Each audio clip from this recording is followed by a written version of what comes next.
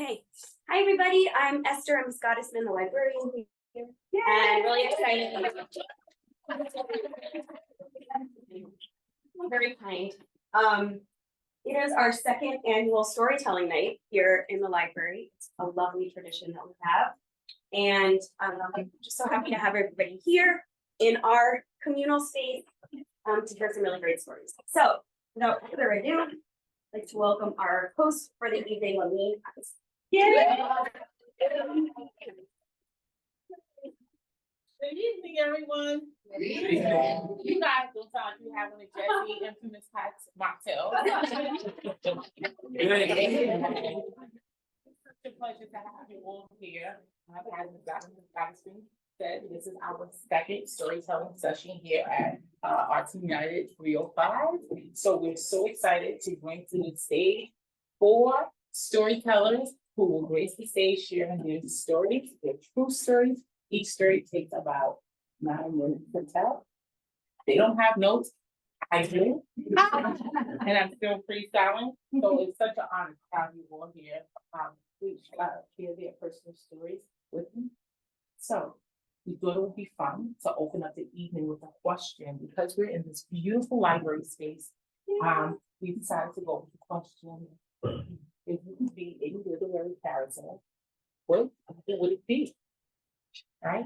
And if I had to choose for myself, it would be Nancy Drew. She solves mysteries, she's smart, she has a good relationship with her friends and family. She's always dressed and ready to conquer the world and solve mysteries. And so, yeah, that would be my literary character. So, are you ready to hear some of the stories that we have here? Yeah. Our first storyteller is the parent of 2 wonderful children here. We have Kirsten, who's in the 3rd grade, and Emerson in the 5th grade. 8th grade, sorry, right, in 8th grade. And when I asked her what literary character did she do, she said, Winnie the Pooh. Because Winnie the Pooh is kind, he's a poet, and he's always in pursuit of pleasure, i.e. honey. Please welcome to our story, Ashley Bond.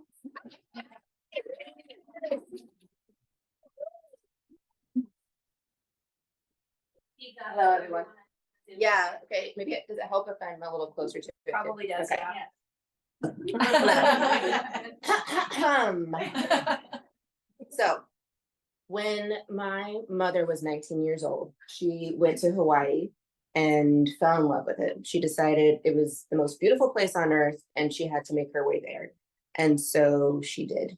And she made a little life for herself on the little island of Maui. And being young and beautiful, she enjoyed the company of young and handsome men from time to time. And at 22 years old, she found herself pregnant. But who was the father? It was very Mamma Mia. She was not sure. And she decided, though, that of the prospect, none were fit for the role and decided she was going to do it on her own. So she left the island, went back home to have the baby, me. Fast forward, I'm about 6 years old and my mom meets a man, and I don't know that she fell in love, but there was love involved. And she gets married, and this man takes on the role of being my dad. As it turns out, he's not very good at being a dad, and he's even worse at being a husband, unfortunately. But we get my baby sister out of the deal, and my mom is good enough to make up for all of his shortcomings. So we have a wonderful life. But as I get older, I resent this dad more and more, both for the way he lets me and my sister down and for how unloved my mother is. Fast forward again. Oh, sorry, let me stop there. Thankfully, eventually, she divorces this man. Unfortunately, he also decides that means he divorces me and my sister and becomes what I've coined my ex-dad. Then, fast forward, around exactly that same time, I meet a wonderful man and fall in love. And at 24 years old, I discover that I'm pregnant. And in a genius act that will go down as my best choice ever. I marry him and we make a family, and it's wonderful and delightful. And he also has a complicated dad story. So watching him become a dad to our daughter is healing for both of us. He gets to become everything he never had, and I get to watch my daughter get everything from a dad I always longed for. And it's sweet.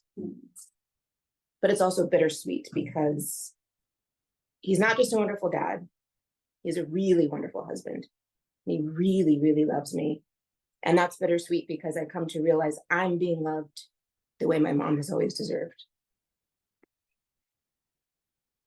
Fast forward again, my mom buys the whole family Ancestry.com kits for Christmas. There was a time where like they go on sale, so everybody says, okay, let's figure out where we're from. And, you know, as a Black American family, we have a particular interest in understanding our ancestry, but somehow my mom and I never discussed that this test is also going to tell us probably who my dad is, because back to those unfit prospects, she had kind of narrowed it down to two.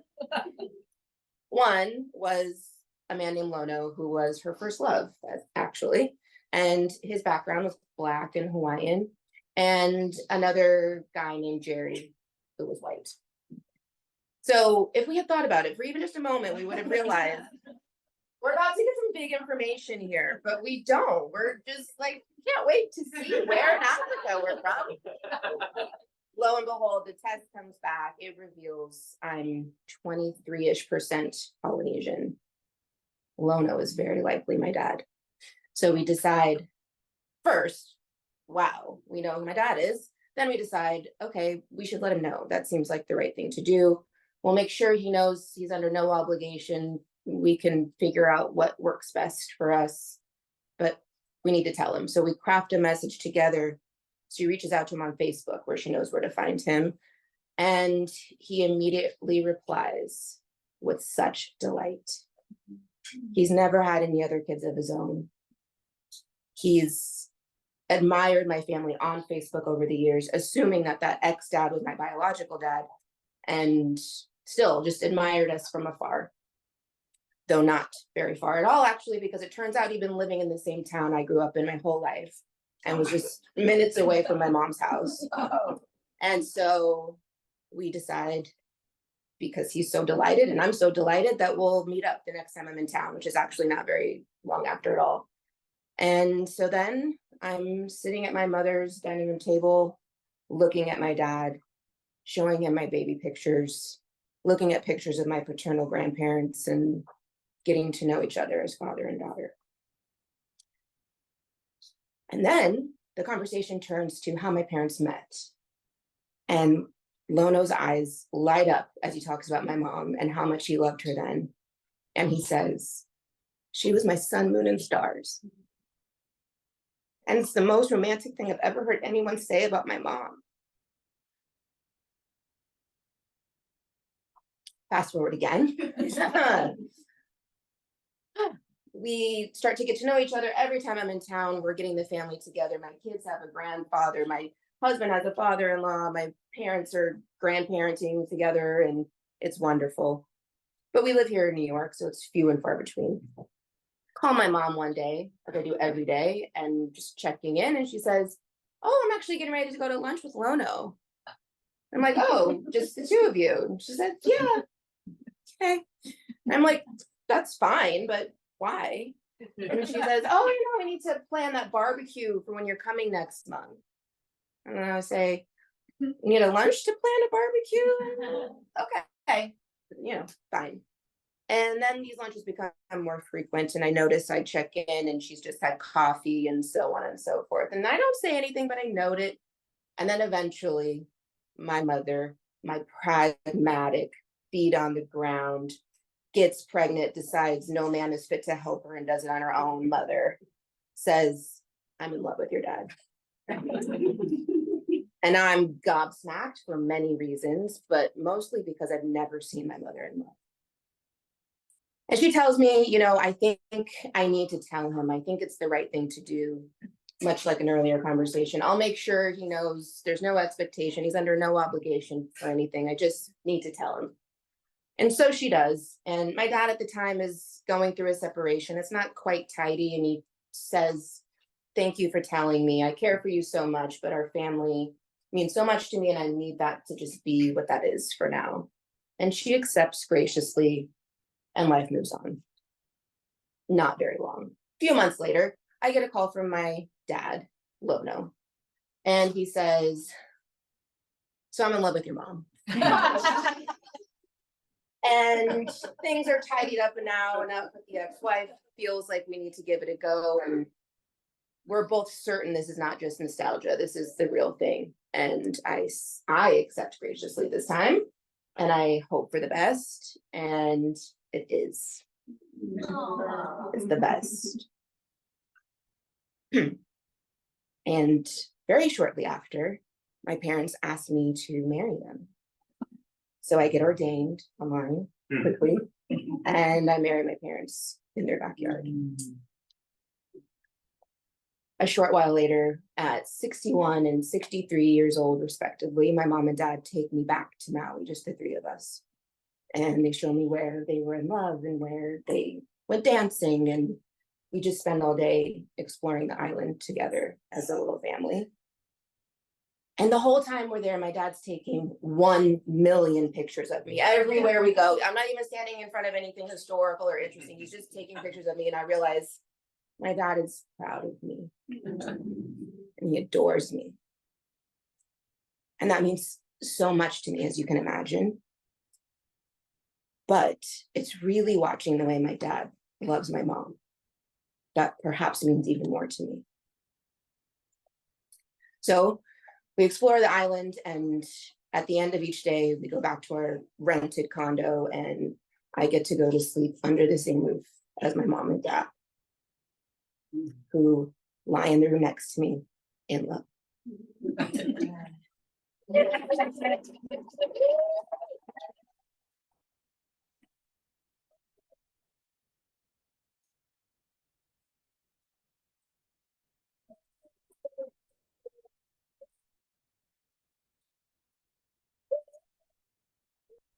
Thank you, Ashley Vaughn, for your story reminding us that love never dies. Thank you for sharing a story that fills my heart with love and my tears, my eyes with tears. Thank you. Such a beautiful. Up next, our second storyteller of the evening is a mother of a wonderful third grader, Daddy May. And when I asked her what literary character she wanted to be, she said Anna Green Gables. And I said, why? And he said, her imagination helped her to break free of life circumstances because she lived in it freely and wildly and amazingly. So it helped her to escape.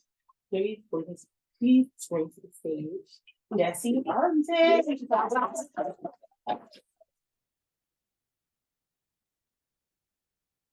So emotional from all of you. Oh my goodness. Thank you to the library committee and Catherine for helping us through these stories. She's been with us every step of the way. I was a truly miserable pregnant person. After almost a year working with a reproductive specialist and all of the evaluations and appointments and prescriptions and blood draws and all the things that go along with that, including the inevitably very disappointing phone calls, I finally got that phone call that I was indeed pregnant, and you would think that I would be over the moon. But instead, I felt more like I was face down in the gutter because the persistent nausea that I felt left me so sick. It is not uncommon to have nausea in early pregnancy up to about 12 weeks. When you're still that nauseous at 15 weeks, you get to have a conversation with your OB where she tells you this might be the way it is for the rest of your pregnancy.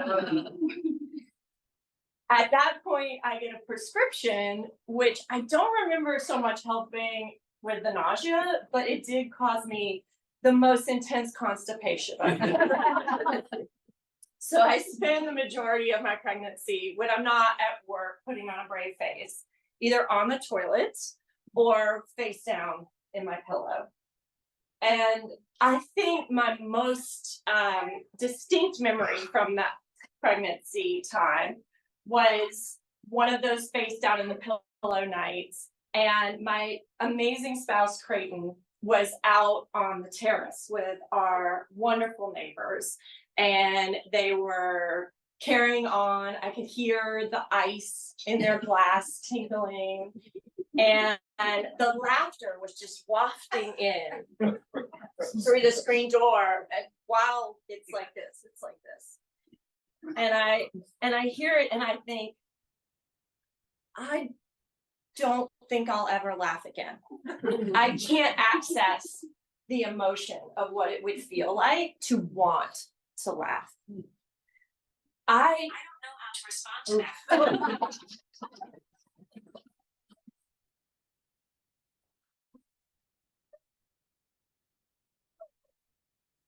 Calling help.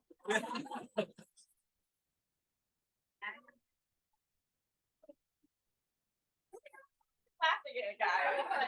Take me back to that time when I was like, I just don't ever know if I could feel that again. In my work, I am an in-person design, I make experiences as a designer focus on in-person.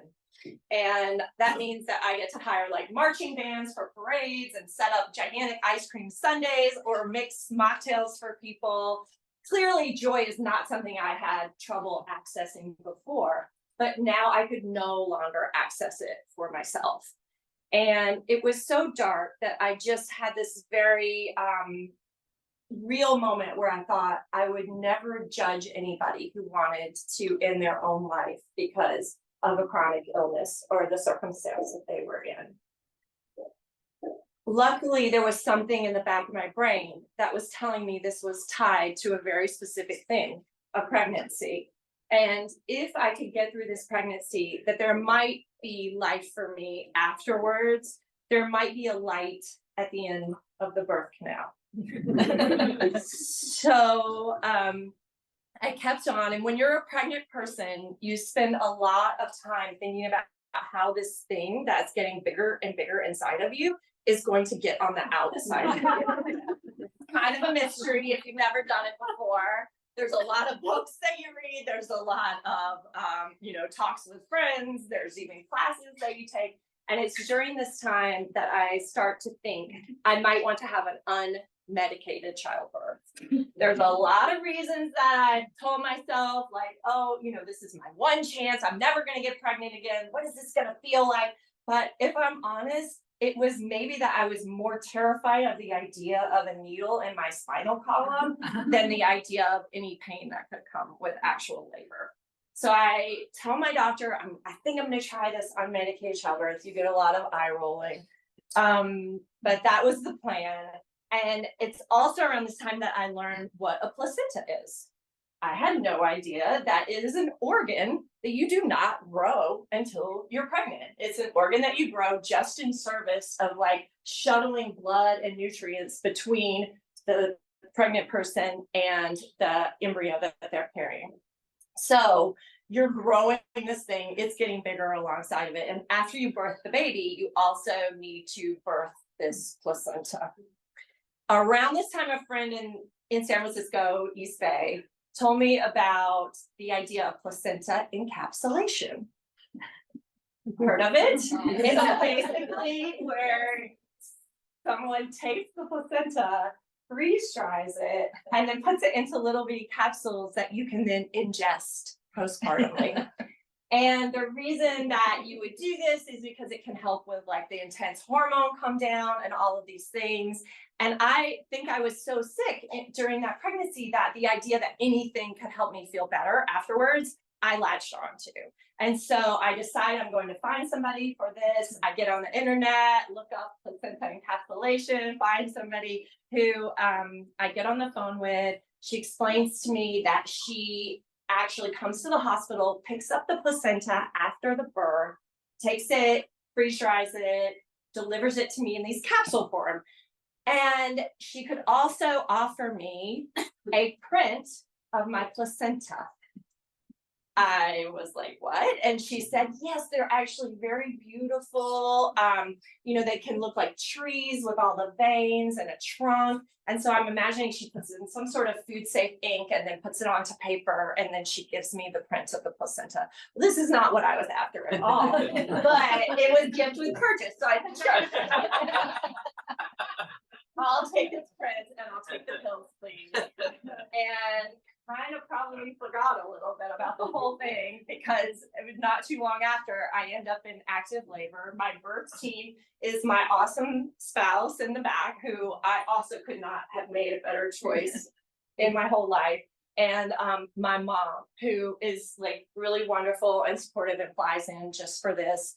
And we're in the hospital. I'm laboring in the hallway of the hospital because it's New York City and there's not room for me in an actual room where you give birth. I have to walk around the hallway to give birth. And after about 24 hours of contractions, my mom starts planting this bug in my ear that maybe this has been enough. And maybe it's time to talk to the anesthesiologist and get this epidural. And no parent understandably wants to see their child walk around. So I started thinking maybe she's right. And as my OB is circling the halls, I find her and I say, look, do I need to get this epidural? And she got really close to my face and she put her hand on my shoulder and she said, you can do whatever you want, but you said this is what you wanted to do and you're doing it. And 30 minutes later, I had a child in my arms.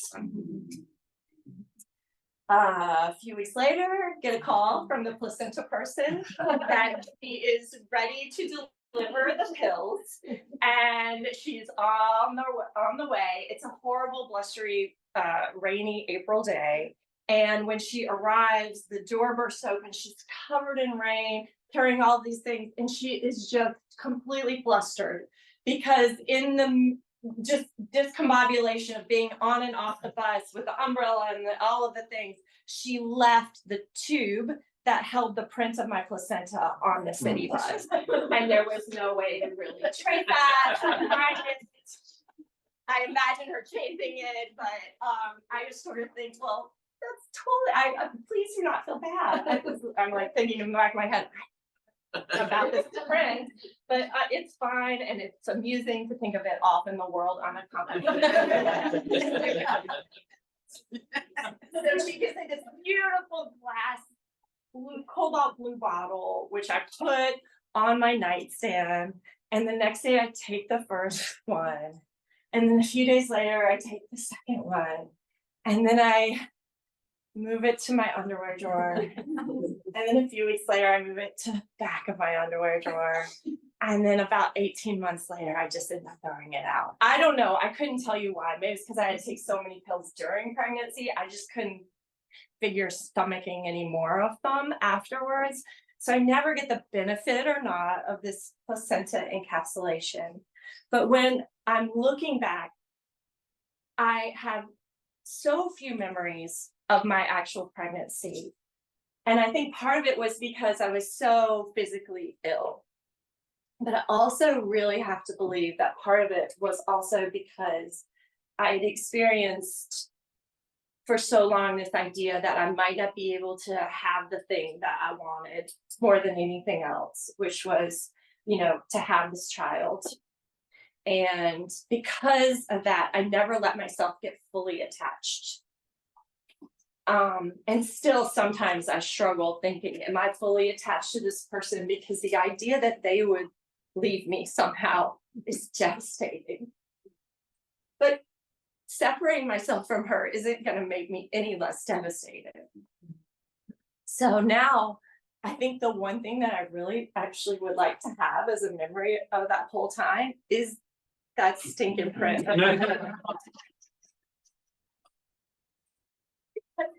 A reminder of what I did and what I grew and what I was able to put my body through. And it would be something that would just help me shift focus from a moment where I'm saying, this is too hard and I don't know if I can do this, to this is what I said I wanted and I am doing it.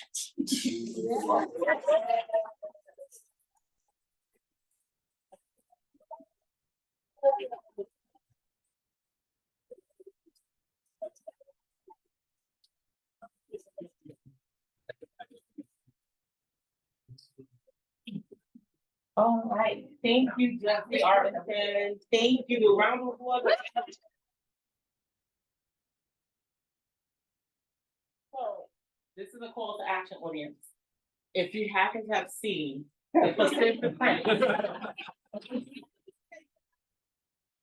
make sure that it's determined. Well, if you know anyone who found something that looks like a tree, you're like, what is this piece of art? It might be just. I'll make sure it's returned to her. Thank you. Okay, up next, we have our third storyteller of the evening.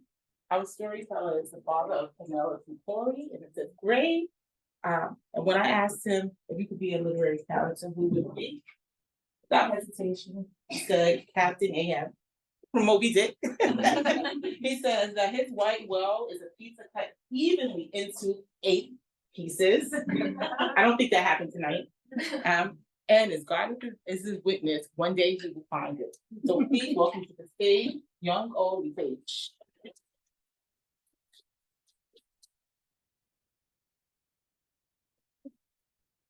My wife's on. And I talk a lot and she didn't pass. Like, all right, I'll pass. Okay, so I'm laying in bed and I look up at the ceiling and I see this like shape, this form, like this circle forming. And I know exactly what it is. It's my upstairs neighbor and his radiator's leaking again. So I call the super and I'm like, hey, could you help me out? It's happening again, the leak. And I said, yeah, hold on. And then a couple days goes by. And I'm not hearing anything, but it's getting bigger and it's like getting bigger faster than the last time. So I'm like, wow, it's a substantial leak up there. And so days go by, it's starting to get like the mold, it's seeing like it's dark gray. And I'm like, oh my goodness, what's going on? And it turns out the guy's like not home. He can't get in there to like turn it off. So I'm like, oh, okay. So I come home one day and now it's a full-blown leak coming into my place, right? So it's dripping down and it's hit the windowsill. And it's gotten to my blinds. The cloth blinds are absorbing the water. It's a complete mess. And so I go and I pull up the shades and then I get the biggest container I can find, this plastic pitcher, and I put it underneath there. And the drip isn't like white noise trickle kind of thing. It is like really big drips, like drip, drip, like big pregnant pauses and like the most dramatic drip ever. And you're like, oh. And so I have to empty this thing every 4 hours. Okay, so I'm emptying this thing every 4 hours, and then when I put it back, it's like a plastic container, right? So the first while that it's hitting it, it's like thundering. It's like a pounding sound. I'm like, this is not happening. And I got over it really fast. I was just like not with it very quickly. And so I'm laying there, I'm like, wow, this is really like a parallel to what's happening in our family right now. And so here we go. My wife was diagnosed with a stage 3 cancer like 9 years ago. Okay. And it's HER2 positive breast cancer. And she, they did the chemo and the radiation, and she kept working at this time. She's like, she had a big caseload of kids. She does early interventions, speech language pathology stuff. And she was just like a rock star, and she beat it, and everything was great. And she literally did a victory lap. She ran out and ran a half marathon right after this time. You know, she's just that big. She's like a total type A. And so, I know there's probably a lot of you. This is a PTA meeting, so I know that's like. So, everything's going fine. So several years later, our daughter Penelope is like 6 at this point, and she's traveling up to Vermont with her mother Vanessa, and we're both from Vermont.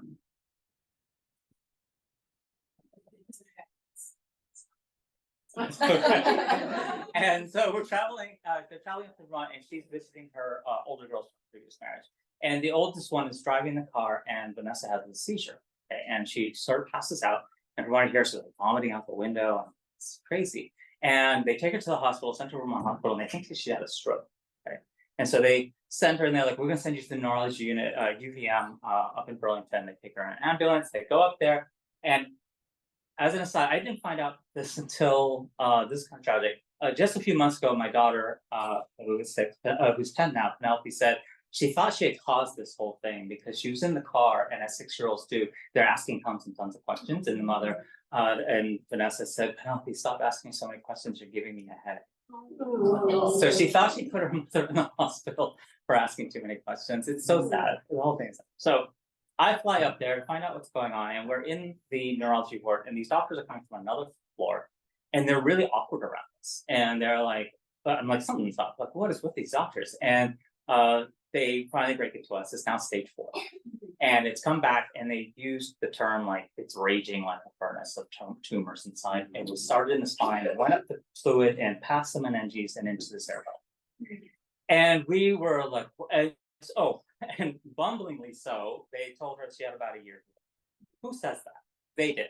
So we, the panic was immediate, right? And the spiraling and everything.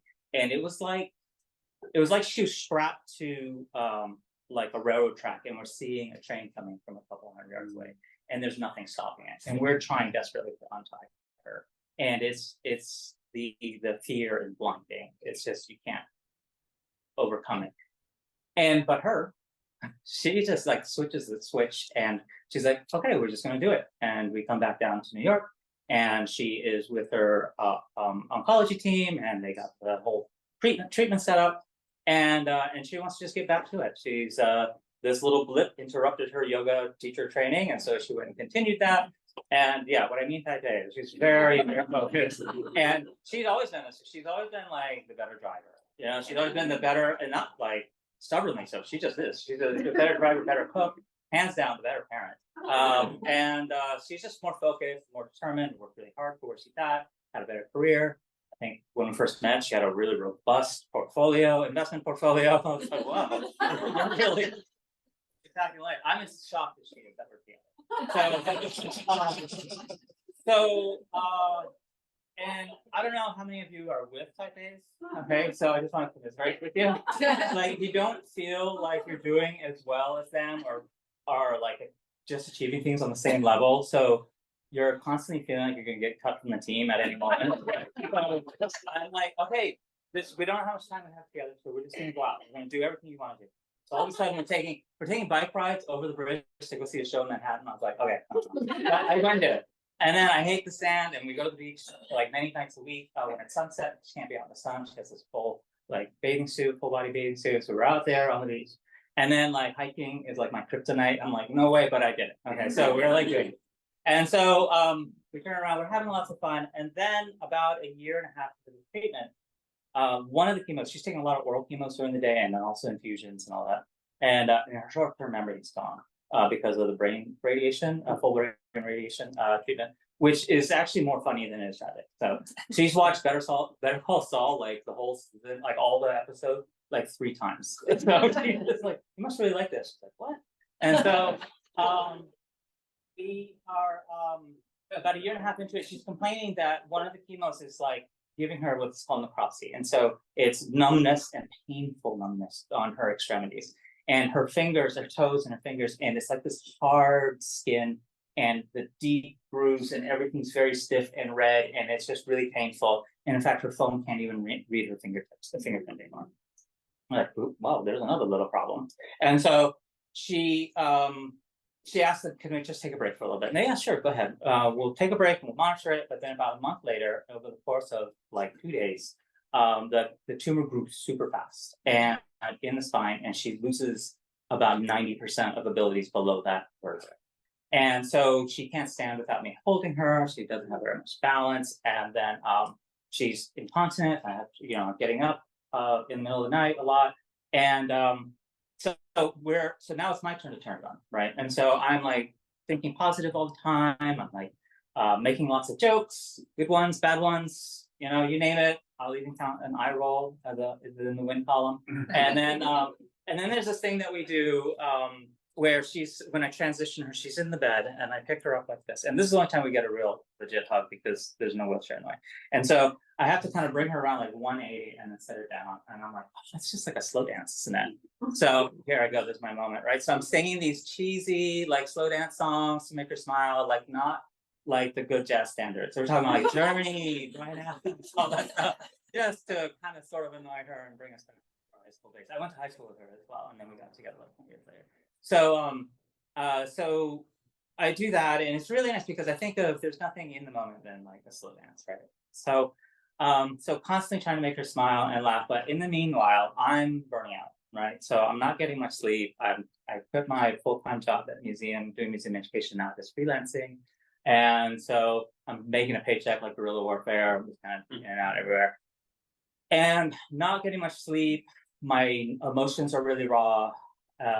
I run a little hot anyways, so like quick to anger. But we had this conversation at the beginning. I was like, when I'm angry, just let me burn it off. So I'm not angry at you, I'm angry at the cancer. And that was really helpful. So, and also at this point, I was like a black belt in orneriness, you know, and just like, oh, like everything just bothered me. And so I go into, and everything, it's just, I'm overwhelmed. I go into my room and now I look and there's mushrooms growing out of the ceiling at this point. Right? And so the mildew, all this stuff is happening. I'm like, you gotta be kidding me. And so I'm laying down at one point and the blinds are still up. I'm trying to sleep and the room is like illuminating because the sun is coming up. I can't sleep. And I'm laying there and I look outside and I see the sunrise. And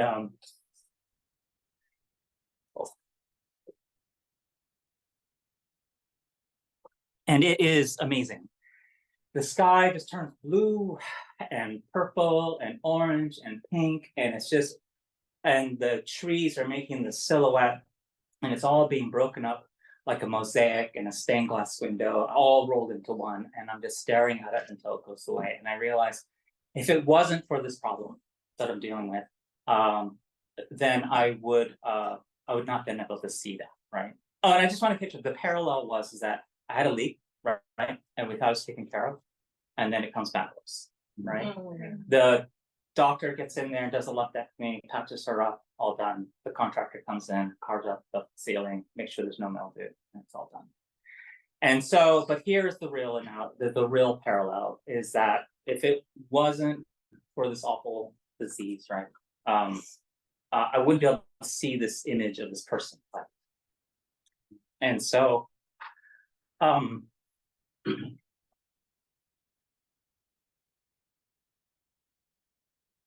the way she has shown up for this is the commitment and the focus, and it's year 5 now, by the way.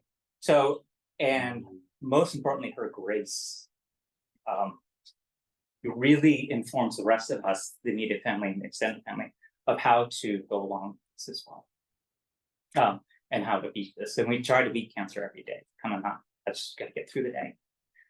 So now we don't feel like we're on the railroad track, right? We're in the station, and we don't know when the train is coming. We're not even concentrating on it. We just know that it's going to come at some point, and she's going to have to get on, and then she's going to go. So we're stuck we're trying to make the most of being in a train station, basically. And even the bad food, because I'm the one that cooks.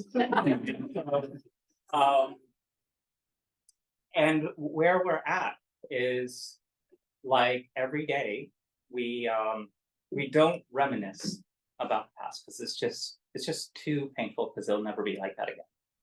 And just no way are we thinking about the future. It's just awful. So we are in the day, every day, in the moment, and it's like it's like today is eternity. Thank you.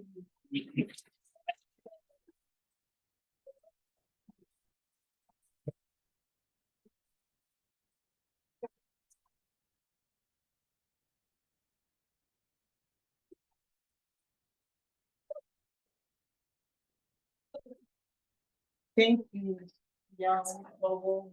We appreciate you telling your story. Please give him another round of applause.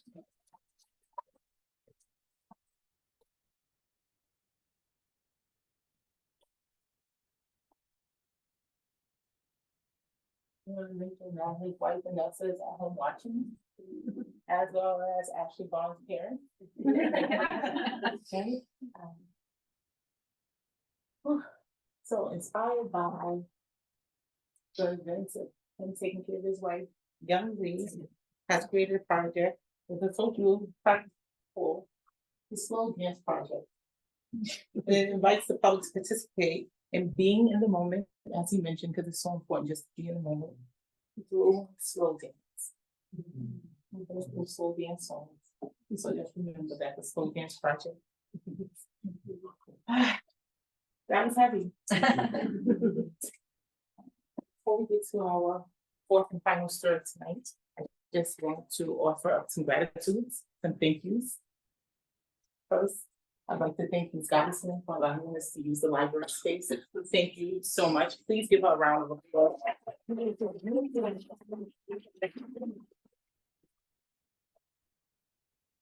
Thank you, PTA, for getting behind this amazing event.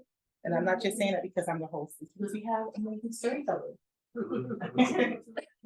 I would like to thank the library committee and especially my co-chair, Adam Pickles.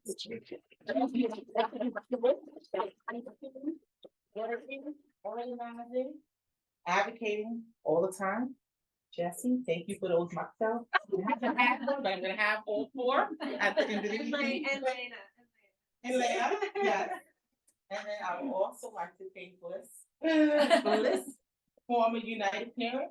Thank you so much for bringing forth the idea of storytelling in a united community to bring us all together. Catherine, thank you so much. Our creative genius, helping to coach, support, and bring these beautiful stories together. And then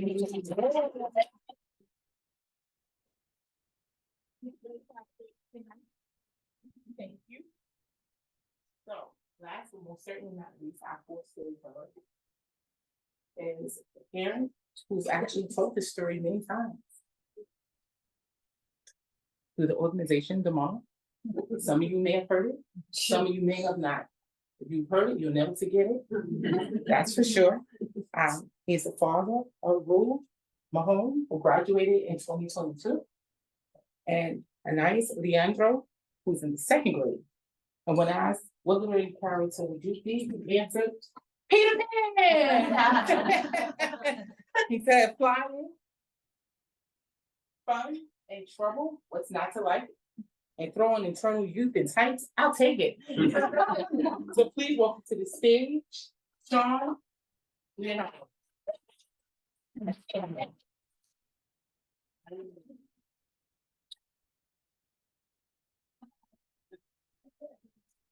In 2010, I'm standing in this gritty, tiny gym in Oaxaca, Mexico, finally watching La Lucha Libre. Now, for those of you that do not know La Lucha Libre, that is the arts of Mexicans. Its pageantry and acrobatics are second to none. And while the storylines of good versus evil might be familiar to many of you, there's a special magic to La Lucha, because it's sacred to Mexican culture. And I've always been fascinated with La Lucha, ever since watching it on TV as a kid with my dad. But those warriors always felt so foreign to me. Their regalia flipping every which way. But I would learn much later on that those same warriors were your everyday janitors, taxi drivers, teachers. But in the ring, when that mask was on, they were gods. And as a scrawny kid from some insignificant neighborhood in Queens, I wanted to feel that. I wanted to know what it meant to be a hero. And now standing there was in so much awe, so much so that I waited for 3 hours after the event had ended to approach a promoter and simply ask if I might start training with the local luchadores. Now, two important points to me. I'm not Mexican. Yeah, I'm brown and I'm Latino, but I'm from Queens. And now, maybe more importantly, at the time of this story, I had zero wrestling experience. I just may have fibbed a bit and said I was a wrestler back home in the United States. Whatever worked, the promoter disappeared backstage and comes back with a little slip of paper with an address scribbled on it and says, show up here Friday. It didn't say what time, just show up here Friday, which I do, only 5 hours too early. So I wait, and after a while, in comes the legendary Rico Cisneros of Nacho Libre fame, if you've ever watched that movie. I spot him and I lose it. I approach him, ask him the same question, if I might start training. He sizes me up and down, and in the quietest voice says, hop in the ring. Now the ring is an iron frame with plywood on top, some rubber shavings, and an old billboard strapping it all down. Not the bouncy thing y'all are imagining. And the wrestlers were twice my size. Everything I tried to do was clumsy and tense, and they saw that and decided to put the punishment in. So the slaps to the chest stung that much more, the body slams were that much more vicious, and the bumps, or as we call them, the falls in Lucha Libre, that much more aggressive for me than for anyone else, just to see if I would come back. And I did, and I kept coming back, because as it is in Queens, giving up is not in the cards. And after putting in the work, 3 months later, I'm granted my first match. And it's the sub-main event. Now, to be clear, that's not the main event. It's still the warm-up.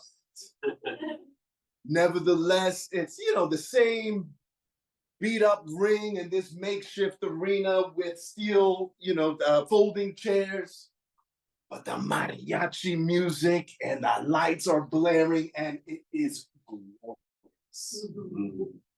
They finally call my name, and all the blood rushes out of my body. It all becomes a blur. But I put myself together. I step out into this arena, dressed in white and gold, the knight in shining armor, with a 14-foot velvet cape. I'm looking good. And then I get my ass kicked. I lose. Go backstage, and I'm sitting there, beaten, thinking it's all over. Finally, when the trainer comes up to me and says, go back in the ring and go save the good guys. I said, what the hell are you talking about?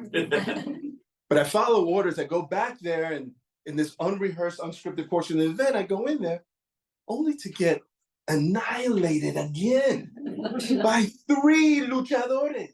Rudos, bad guys, as we call them in Lucha Libre. By the end of the event, I have one guy pinning my shoulders down to the mat, a second luchador kicking me in the ribs, and the third unmasks me. The highest disgrace in Lucha Libre. So I go home with a mixture of emotions, of course, embarrassed, battered. But despite the beating, I feel amazing. I became a Mexican wrestler, for God's sake. I completed a childhood fantasy. But I decided enough is enough, adventure is over. Or so I thought. 1 month later, I'm sitting in my tiny apartment in Queens when I get a call from a promoter saying if I would consider wrestling the welterweight champion of the world. It seems this American luchador caused quite a stir, and people were still talking about him. So much so that he wanted to stage a match for the 75th anniversary of the biggest Mexican wrestling promotion in the world, and stage it at the National Museum of Mexico City, which is literally a palace. How could I say no? I had to see how far I could take this thing. So I agree. Now, my opponent, the welterweight champion of the world, his name is Sangre Azteca, Aztec in blood. I failed to mention that my wrestling name was El Conquistador. Now, if you know anything about your colonial history, then you know that conquistadors did such nice things in Mexico. It's a storyline for the ages. Now, when I land in Mexico, when I touch foot in Mexico, they make it very clear to me that there's no way I'm winning this match. And they also share that Sangre Azteca won't rehearse the match. Now, if you know anything about professional wrestling, then you know, yes, the outcomes are predetermined, but more or less the thing is scripted. Now I'm realizing to myself, I might really get hurt. This is getting out of control. The irony is I'm billed as the good guy, the técnico, as we call it in lucha libre. But the moment the announcer gets on that mic and says, El Conquistador de Nueva York, the audience immediately turns on me. Now, Mexican wrestling is a familial affair, so the abuelas, the grandmothers, every elder, all the way down to the niños, the little children, start cussing me out. It felt like the entire arena wanted to see me massacred. But in front of over 1,000 people, Sangre Azteca and I go mano a mano, hand to hand, 2 out of 3 falls for over 45 minutes. And we go at it, blow for blow. We're putting each other in submission moves. We're fighting on the outside of the ring. We're going hard. At one point, I'm revved up by the audience and all their insults. That I look out at them. Then I look down at Sangre Azteca, who I just body slammed, bend over, and I smack him right in the face. That's a terrible idea. From that point on, the slaps to the chest are stinging that much more. The body slams are that much more aggressive. And the falls get a little more vicious, but I stay in it and we go at it. For the climax of the match, I go up to the top rope to deliver a high flying maneuver, something I've always wanted to do as a kid. And I'm jumping, I'm soaring, y'all, and it feels just like I thought it would. It's amazing, the most beautiful thing. I'm midair. Only to get caught off by a drop kick to the chest. 1, 2, 3, I lose again. Now defeated, I'm leaving. And the strangest thing happened when I get swarmed by these little kids cheering for me, asking me for autographs, taking photos with me. And I bend down to greet a few kids and I feel the smallest pat on my shoulder and a little boy says into my ear, "Si se puede." Yes, you can.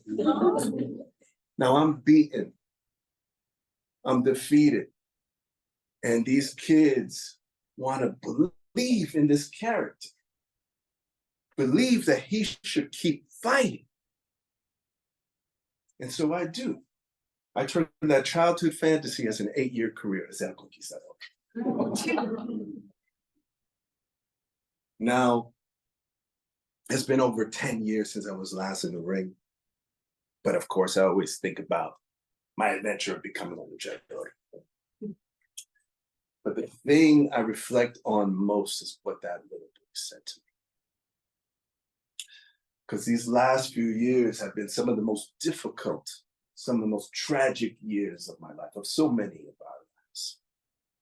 But El Conquistador taught me that it's not always about winning. It's not always about being the hero. It's about moving through the failures, getting up after the losses. Because as that little boy said to me that night, "Si se puede." Yes, you can. Yes, we can. Thank you.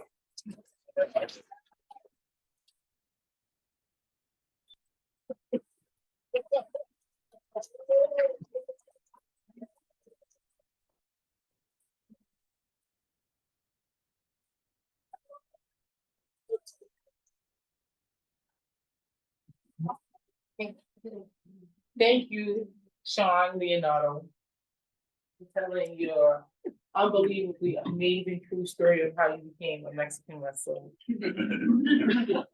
So, yes, we reached the part of this evening where all of our stories have been included. You set an audience, you look like you can sit for more stories, but we have to be respectful of time. You've shared graciously your evening with us, and we are so appreciative of it.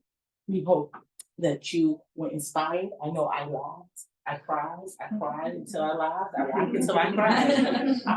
And it has all been glorious.